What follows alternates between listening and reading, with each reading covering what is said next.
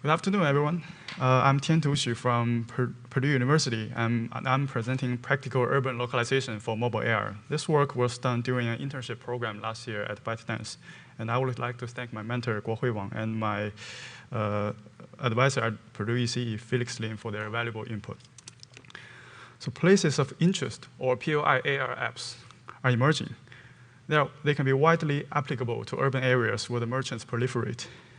And the AR effects are specific to the exact camera location and position. And the effects are interactively and continuously rendered in real time. So POIAR could open a new door to deliver location-related advertisements. For instance, while a user points her smartphone to a coffee shop, the smartphone renders the coffee promotions as a virtual overlay on the wall. So POIAR effects can be diverse and are adaptive to existing AR types like marker-based, markerless, and superimposition. For marker-based, AR effects are overlaid on known physical objects like a QR code. And for markerless, AR effects are rendered in a free space. For example, when a user wants to purchase a new type of furniture, she can compare different choices by placing a virtual 3D furniture in her living room. And the third type is a superimposition. So AR effects provide an alternative view of an object, such as a virtual overlay aligned on the wall. So POIAR needs twofold location information. The first one is a POI label describing the user's exact location, such as like a Starbucks. And the second information is the 6 degrees of freedom camera pose, which is composed by the camera position and also the orientation to render the AR effects. However, current localization solutions are inadequate to support POIAR. For example, GPS, devices could be blind in urban canyons. The signals transmitted between the device and the satellites can be blocked by the tall buildings, so that the localization error can be up to 20 meters. More recently, Wi-Fi-based localization reduces the error to decimeter level. However, it can only provide 6 DOF location, and it's only limited to indoor environments. So computer vision solutions are more robust. This is a typical workflow of computer vision solutions customized for localization to support POIAR. At the beginning, the system vendor collects a collection of images ahead of time. Then, the image features will be extracted from the images collected. And the system vendor will store those features into a geovisual database, which relates the geolocation with the corresponding POI features collected. At runtime, given a camera image, the system will compare the similarity of the features from the camera image and the features pre-stored in the geovisual database to find out the most similar place of interest. With the POI label inferred, the system will continuously render the AR effects based on the 6 DOF camera pose. The most representative solution is 3D reconstruction, and it has been utilized in some commercial POIAR solutions. Ahead of time, people will collect 2K images per building and extract the visual features like SIFT from those images, and it takes another 4 hours to generate a giant 3D point cloud. And at runtime, the features extracted from the camera image will be compared to the features pre-extracted in the 3D point cloud to find out the most similar POI, and using some well-known algorithms like perspective endpoints to derive the 6 DOF position. And the AR effect could be rendered in real time. So the major advantage of this approach is its high accuracy, and it can reach centimeter-level error. However, it requires a colossal volume of data collection and expensive 3D point cloud generation. Although it has been adopted by industry, like Scape technology and Google Visual Positioning System, but it is not scalable to large urban areas. So above solutions are either inadequate or impractical. So GPS suffers from its high error, and it can only provide 3 DOF position, and Wi-Fi is limited in indoor environments, and it can only provide 3 DOF position. 3D model has low error and can provide 6 DOF position. However, the construction cost is too high, and it's not scalable to large urban areas. So to this end, we can build an inexpensive localization pipeline with 2 cheaper and complementary computer vision algorithms in tandem: image feature matching, which is a low-cost POI recognition technique, and simultaneous localization and mapping, or SLAM, is a real-time 6 DOF positioning technique. And they are complementary with each other in composing the computer vision workflow mentioned in the prior slides. And we can support both indoor and outdoor environments with low error, with 6 DOF position, and have low cost for both ahead of time and runtime. So for the first technique, this image feature matching, and it's much cheaper than 3D reconstruction. It covers the ahead of time stage and the runtime POI recognition stage. So basically, we only need to collect tens of images ahead of time and extract the features that store it in the vocabulary tree. The vocabulary tree is a classic data structure that defines a hierarchical quantization of the features that is built by hierarchical k-means clustering. An initial k-means process is run on all the features, defining k-cluster centers. And in the first quantization layer, the feature is assigned to the closest of the 3 green centers. In the second layer, it's assigned to the closest of the 3 blue descendants to the green center. So at the runtime, with the feature extracted from the camera image, we only need to search down the tree to find out the most similar one and to derive the POI information. So with the POI information inferred, SLAM will be used to derive the 6DOF camera positioning in real time.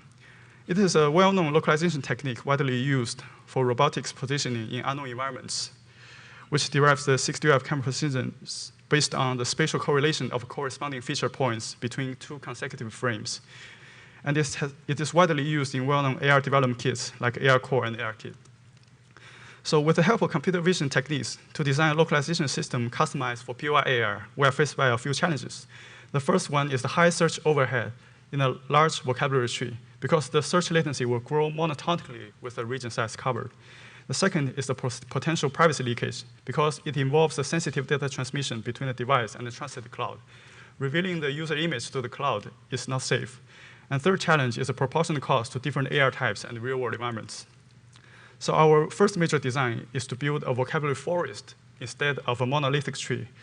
So at the very beginning, the system vendor collects tens of images per building that cover multiple positions of a building and detect the irrelevant entities by some generic object detectors like YOLO and remove the visual features from those irrelevant entities like human or automobiles or the trees.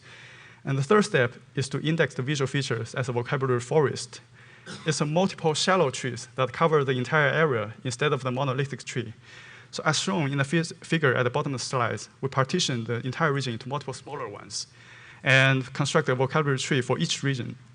This design overcomes the challenge of growth of search latency regarding to the size of vocabulary tree coverage. With smaller tree coverage, the POI recognition by searching for most similar features in the vocabulary tree can be significantly faster than a shallower tree. With a shallower tree.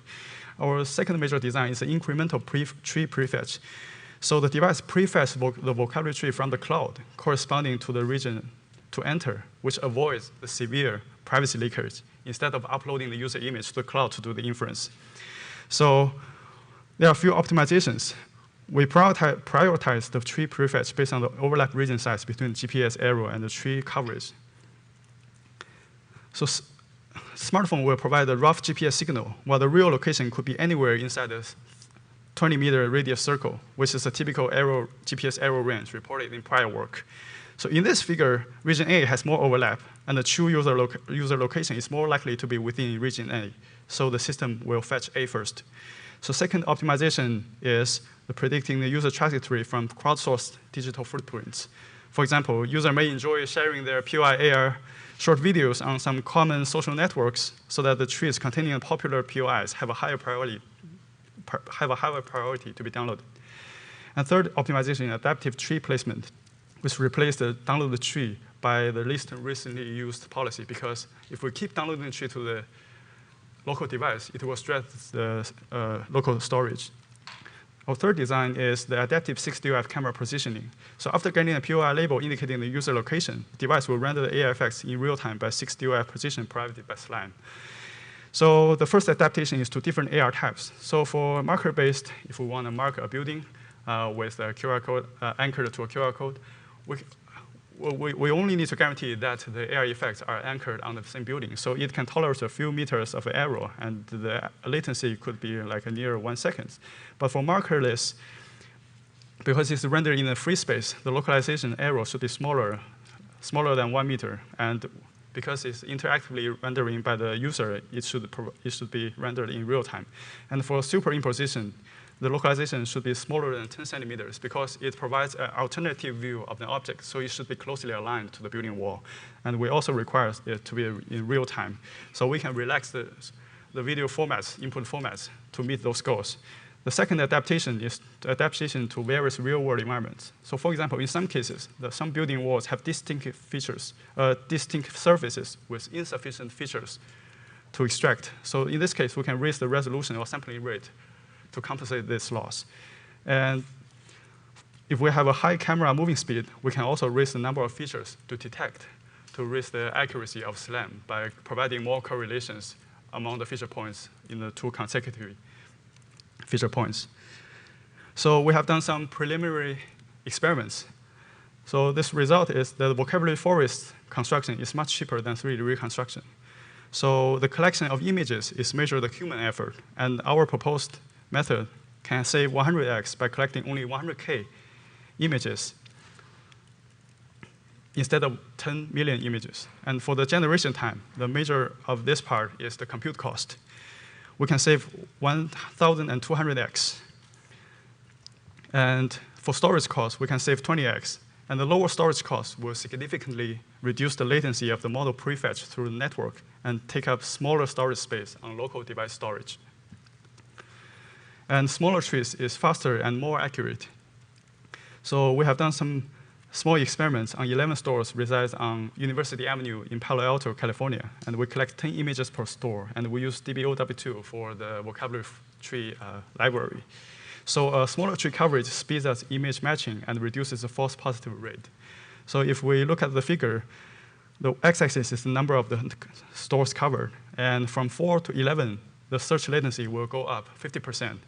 And the accuracy will drop from 92% to 80% because we have more false positive, because we covered more stores in this case.